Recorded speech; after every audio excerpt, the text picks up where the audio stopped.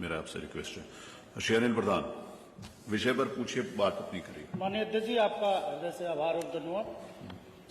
माननीय अध्यक्ष जी, मैं आपके माध्यम से जानना चाहता हूं कि प्रदेश में सर हर वर्ष लगभग 15 से 20 हजार शिक्षक सेवानिवृत्त हो रहे हैं और सरकार या माननीय मंत्री जी सदन में दावा करते हैं कि इस वर्ष पिछले वर्ष की तुलना में छात्रों के नामांकन में 10 से 20% की वृद्धि हो रही है।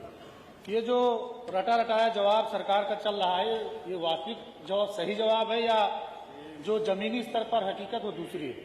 मैं कहना चाहूंगा सर कि आज जो हमारे युवा भाई बहन हैं नई भर्तियों के लिए सड़क पर आंदोलन कर रहे हैं, बेसिक के स्कूल जर्जर अवस्था में है और उनकी स्थिति खस्ता हाल है। इन जगहों पर नए भवन बनाकर विद्यालय संचालन की जगह स्कूल और मर्ज अथवा बंद करने का काम इस सरकार द्वारा किया जा रहा है। निःशुल्क शिक्षा हर बच्चे का अधिकार है। जब हमारी इतनी बड़ी इकोनॉमी है, अर्थव्यवस्था है, तो एक बच्चे के लिए भी अगर एक स्कूल खोलना पड़े तो सरकार को एक बच्चे के लिए भी स्कूल की व्यवस्था करना चाहिए।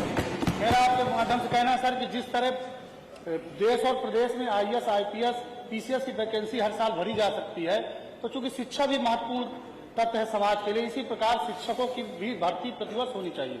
आपके माध्यम से सर मेरा पहला अनुपूरक है माननीय मंत्री जी से कि क्या माननीय मंत्री जी उत्तर प्रदेश में BTC, टेट, CTET उत्तीर्ण बेरोजगार हमारे जो भाई बहन हैं, क्या बेसिक शिक्षा विभाग में के जो रिक्त पद हैं उनको भरने के लिए नई शिक्षक भर्ती लाने का काम करेंगे कि नहीं करेंगे? और विगत कई वर्षों से जो 69,000 भर्ती एवं जूनियर एडेड भर्ती की जो प्रक्रिया अपूर्ण है उसको पूर्ण करने का काम करेंगे कि नहीं करेंगे?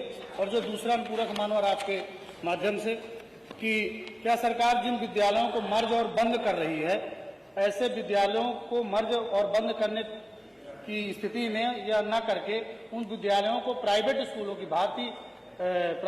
की भांति आधुनिकीकरण करके उन पर क्या क्लासेस शुरू करने का काम करेंगी? और आखिरी मानवर आपके माध्यम से है कि सर जो समान अनुपात शिक्षक और छात्रों को अनुपात होता है उसमें ये दूसरा ही है ना, आखिरी जो है सर, ये दूसरा आखिरी, चौथा आखिरी, तीसरा कि सर जो अनुपात समानुपात की बात होती है शिक्षकों और बच्चों की, उसमें सर शिक्षा मित्र और अनुदेशक महत्वपूर्ण रोल अदा करते हैं। तो मेरा आपके माध्यम से माननीय मंत्री जी से जो तीसरा अनुपूरक है कि क्या शिक्षा मित्रों, अनुदेशकों और जो गांव में रसोइयां जो बहुत गरीब रहती हैं उनको मानदेय बढ़ाने पर विचार करेंगे कि नहीं करेंगे? ये इस प्रश्न का विषय नहीं है। हाँ, श्री प्रभु नारायण जी। सवाल पूछने का मौका दिया, मैं धन्यवाद करता हूँ। माननीय, ये प्रश्न करोड़ों बच्चों के भविष्य एवं बेरोजगारों से जुड़ा है। शिक्षक सिर्फ पढ़ाने का ही काम नहीं करता बल्कि राष्ट्र निर्माता है। बच्चे हमारे भारत के भविष्य।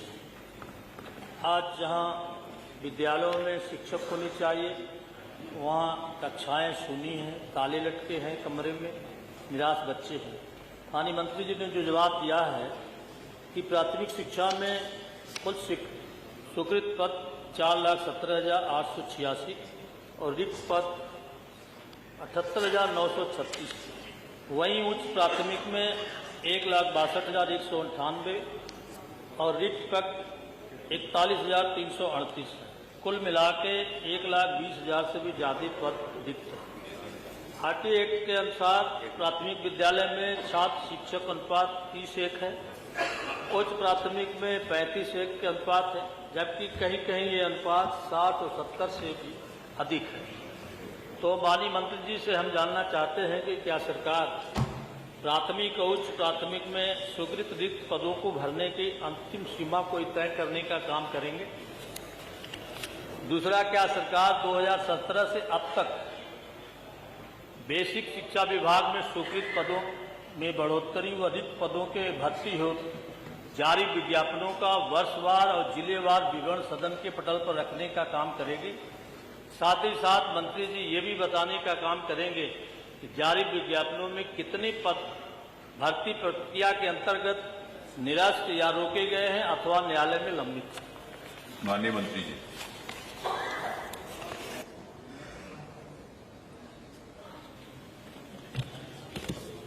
माननीय अध्यक्ष जी,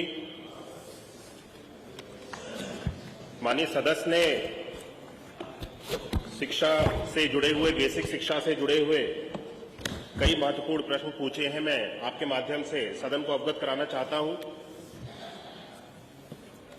शिक्षकों की और छात्रों की संख्या को लेकर के माननीय सदस्य ने जानकारी करना चाहिए। वर्तमान में जिस तरह से मैंने अपने उत्तर में भी स्पष्ट किया है, जो सदन में रखा गया है कि प्राथमिक विद्यालयों में 1,93,389 बच्चे एनरोल्ड हैं और उनके सापेक्ष 3,38,590 अध्यापक अभी वर्तमान में कार्यरत हैं। इसी के साथ साथ मैंने उत्तर में ये लिखा कि 1,43,450 शिक्षा मित्र भी इन्हीं विद्यालयों में पठन पाठन का कार्य करा रहे हैं और जो मानक बनाया गया है उच्च प्राथमिक और प्राथमिक का 30 बच्चों पे एक शिक्षक होने का और उच्च प्राथमिक में 35 बच्चों पे एक शिक्षक होने का, उच्च प्राथमिक में 14,803 बच्चे हमारे नामांकित हैं और 1,20,860 अध्यापक कार्यरत हैं और 25,223 अनुदेशक भी कार्यरत हैं जिनके द्वारा पठन पाठन का कार्य कराया जाता है। अगर हम इस अनुपात को देखेंगे, जो रेशियो बनाया हुआ है, ये वर्तमान में जो 30 और 35/1 का है, ये हमारी इस छात्र संख्या के हिसाब से अभी पूरा है, लेकिन हम इसको और बेहतर बनाने के लिए अब प्रयास कर रहे हैं, क्योंकि हमने जब ये मर्जर की प्रक्रिया को प्रारंभ किया है, इसके साथ जो भी जितने भी विद्यालय, अगर हमारे अधिकतम 50 बच्चों का अगर विद्यालय है तो 50 बच्चों के विद्यालय पे हम 3 शिक्षक यानी 2 शिक्षक, 2 सहायक अध्यापक और 1 शिक्षा मित्र की नियुक्ति करेंगे। इस मानक को पूरे करने के लिए हम शिक्षा के स्तर को और बेहतर बनाने के लिए, हम शिक्षकों की उपलब्धता को और बेहतर बनाने की ओर हम सब लोग आगे कार्य कर रहे हैं। इसके बाद जितने भी हमारी छात्र संख्या होगी और हर विद्यालय में 50 बच्चों पे 2 शिक्षक, सहायक अध्यापक और 1 शिक्षा मित्र का जो भी रेशियो में गैप होगा, उस गैप को हम सब लोग पूरा करेंगे। माननीय सदस्य ने प्रश्न उठाया कि मर्जर को लेकर के विद्यालयों को सरकार बंद कर रही है। सरकार ने एक भी विद्यालय को बंद करने का निर्णय नहीं लिया है। कोई भी विद्यालय जो बेसिक शिक्षा विभाग के अंतर्गत परिषदीय विद्यालय है, उसको बंद नहीं किया जाएगा और विद्यालय को जो यूडाइस कोड भी दिया जाता है, वो यूडाइस कोड भी यथावत रहेगा और वो विद्यालय सुचारू रूप से जिस तरह से पहले बेसिक शिक्षा विभाग के अंतर्गत चल रहा था, उसी तरह से चलता रहेगा। इस प्रक्रिया में बदलाव ये किया गया है। माननीय सदस्य ने जानना चाहा कि कक्षा 1 में जो बच्चों के नामांकन की आयु है, उसको 6 वर्ष निर्धारित कर दिया गया है। कक्षा 1 से लेकर के 8 तक, 6 से लेकर के 14 वर्ष की आयु में बच्चे को शिक्षा का जो अधिकार है, उसके अंतर्गत नियम बनाए गए हैं कि कक्षा 1 से कक्षा 8 तक की शिक्षा हर एक बच्चे को अनिवार्य मिलनी चाहिए। उसका हम सब लोग पालन कर रहे हैं। उसको हम सब लोग कम कर नहीं सकते हैं कि 6 वर्ष की आयु से पहले बच्चे की कक्षा 1 में नामांकन हो जाए। वो देश भर में लागू कर दिया गया है। लेकिन बच्चा 3 वर्ष से लेकर के 6 वर्ष की आयु तक आंगनवाड़ी के केंद्रों में, जो हमारी कोलोकेटेड आंगनवाड़ी है, वहां पर जाकर के अपने पठन पाठन का कार्य को करते थे और जो भी उनकी पोषण की व्यवस्था आईसीडीएस डिपार्टमेंट के द्वारा बनाई गई थी, वो सारी चीजों को सुचारू रूप से चलाया जा रहा था। इसमें बदलाव ये किया गया है, जितने भी हमारे भवन मर्जर के बाद में जो 1 किलोमीटर की अवधि के अंदर थे, 50 बच्चों से कम की संख्या थी। केवल 1 किलोमीटर की अवधि के अंदर अगर 2 या 3 विद्यालय संचालित हैं और 50 बच्चे से कम है उन विद्यालयों में, उन विद्यालयों को मर्ज करके एक विद्यालय बना दिया गया, जिससे सबसे ज्यादा अधिक संसाधनों वाला विद्यालय को चलाया जाए और 1 किलोमीटर की अवधि के अंदर, जिसमें किसी भी बच्चे को पहुंचने में कोई कठिनाई नहीं होगी, उस विद्यालय को संचालित किया जाएगा। और बाकी के जो विद्यालय रिक्त होंगे, खाली होंगे, जो मर्ज करने के बाद में, उन विद्यालयों में आईसीडीएस डिपार्टमेंट के साथ में मिल करके हमारा बेसिक शिक्षा विभाग प्री प्राइमरी यानी प्ले स्कूल की, यानी कि नर्सरी, केजी और ये सारी जो क्लासेस होती हैं, इन क्लासेस को इस वर्ष से हम प्रारंभ करने जा रहे हैं।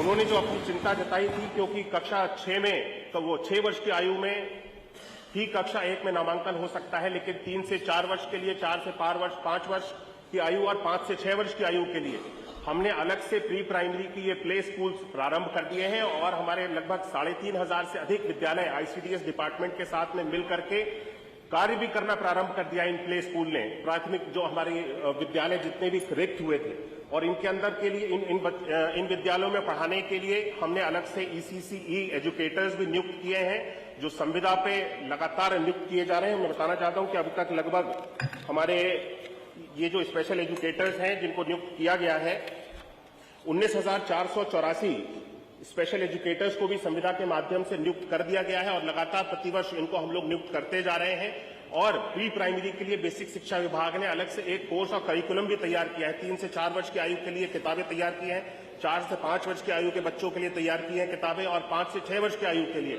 जो कि अपने आप में एक नया पहल उत्तर प्रदेश की सरकार ने किया है। अभी तक बच्चे केवल क्लास 1 में जाकर के सीधे पढ़ाई पढ़ते थे और उससे पहले उनको कोई मूलभूत जानकारी उनके पास नहीं होती थी। अब जब बच्चा कक्षा 1 में जाकर के पठन पाठन का कार्य प्रारंभ करेगा, उसके पास में जितनी मूलभूत पहले से जानकारियां होनी चाहिए, जो सामान्य ज्ञान होना चाहिए, उस प्ले स्कूल के माध्यम से प्री प्राइमरी की क्लासेस में जिस तरह से प्राइवेट स्कूल्स में व्यवस्था बनाई गई है कि 3 वर्ष की आयु में बच्चे का नामांकन हो जाता है, नर्सरी, केजी, एलकेजी की जो व्यवस्थाएं हैं, वो सारी व्यवस्थाएं अब उत्तर प्रदेश सरकार के द्वारा भी इन सभी विद्यालयों में जो रिक्त हुए मार्च के बाद में इन विद्यालयों में चलाई जाएगी। एक मिनट, अभी खड़े हैं मंत्री जी। ये व्यवस्था माननीय अध्यक्ष जी, पहले से जब से ये मर्जर की प्रक्रिया प्रारंभ हुई है, इसी व्यवस्था को बनाया गया था। लेकिन इस मर्जर की प्रक्रिया को पूरी तरह से राजनीतिकरण कर दिया गया और आम जन को भ्रमित करने का प्रयास जितने भी हमारे विपक्षी हैं सभी लोगों ने करने का प्रयास किया कि सरकार स्कूलों को बंद करने जा रही है, सरकार के पास शिक्षकों की अभाव है, सरकार बच्चों को अच्छे से पठन पाठन का कार्य नहीं देना चाहती है। इस तरह के आरोप लगाए गए। मैं इन सारी चीजों के ऊपर बताना चाहता हूं कि ये सरकार, उत्तर प्रदेश की सरकार बेसिक शिक्षा विभाग के अंतर्गत बच्चों के पठन पाठन के लिए हमने जितने कार्य किए हैं 2017 से लेकर के 2025 तक, मुझे नहीं लगता कि किसी भी सरकार के अंतर्गत बेसिक शिक्षा विभाग के अंतर्गत इतने कार्य किए गए हैं। मूलभूत सुविधाओं को हमने पहुंचाने का कार्य किया। 19 डिफरेंट पैरामीटर्स पे हम सब लोगों ने कार्य करने का काम हम सब लोगों ने प्रारंभ किया। सोचिए, जिस विद्यालय में बैठने के लिए जगह ना हो, पीने के लिए पेयजल की व्यवस्था ना हो, बच्चों के लिए टॉयलेट की व्यवस्था ना हो, ऐसे विद्यालयों में बच्चे कहां जाकर के पढ़ सकते हैं। इन सारी व्यवस्थाओं को, जिस जर्जर स्थिति में हमें परिषदीय विद्यालय मिले थे, इन सारी व्यवस्थाओं को हमने सुधारने का काम किया। और जब आज सरकार के परिषदीय विद्यालय बेहतर हो गए हैं, जहां पे बच्चों का नामांकन भी अधिक होने लगा है, 27 लाख से भी अधिक बच्चों का नामांकन इस वर्ष हुआ है। इनकी सरकार में कभी स्कूल चलो अभियान जैसी कोई भी चीज चलाई जाती थी, जहां पे स्वयं सभी जनप्रतिनिधि, आमजन, हर एक व्यक्ति बच्चों को निकाल करके विद्यालय तक लेकर के आने का काम करे, ये हमारी सरकार में अभियान की तरह चलाया जाता है। स्कूल चलो अभियान, जिसके माध्यम से एक एक बच्चे को हम विद्यालय तक पहुंचाने का काम करते हैं। ये उन्हीं की सरकार के समय के आंकड़े हैं। 2017 से पहले जहां 3 करोड़ 45 लाख बच्चे विद्यालयों की सुविधा से दूर थे, विद्यालय नहीं जाते थे, ऐसे आंकड़े हैं।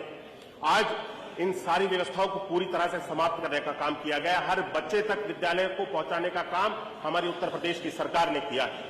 हमारी उत्तर प्रदेश की सरकार शिक्षा की स्थिति को, शिक्षा के स्तर को बेहतर बनाने के लिए नए अच्छे आधुनिक विद्यालय बनाने जा रही है। हम सीएम मॉडल कंपोजिट विद्यालय बना रहे हैं, जिसके माध्यम से बच्चों को अच्छी गुणवत्तापरक शिक्षा दी जा सकती है। 30 करोड़ की लागत से एक विद्यालय बनाया जा रहा है, हर जनपद में 2 विद्यालय बनाए जा रहे हैं। हम सब लोग शिक्षा के स्तर को बहुत ऊंचा लेकर के चले गए। माननीय अध्यक्ष जी, थैंक यू, धन्यवाद माननीय मंत्री जी। प्रश्न संख्या 3 मनोज, पूरा उत्तर आ गया। देखिए, आपका जो उत्तर था, देखिए विषय ये है कि आपका जो कंसर्न था, आपका जो प्रश्न था, वो बच्चों के और शिक्षकों के अनुपात से संबंधित था। उसका जवाब आ गया और पूरा आंकड़ों के साथ आ गया। अब उसमें कुछ बनता नहीं है पूछने। नहीं, आपने तो पहले ही 3 पूछ लिए थे। प्रश्न संख्या 3 श्री मनोज कुमार पारस, श्री मनोज कुमार पारस हो गया। थैंक यू, सब इंपॉर्टेंट है, इनका भी इंपॉर्टेंट।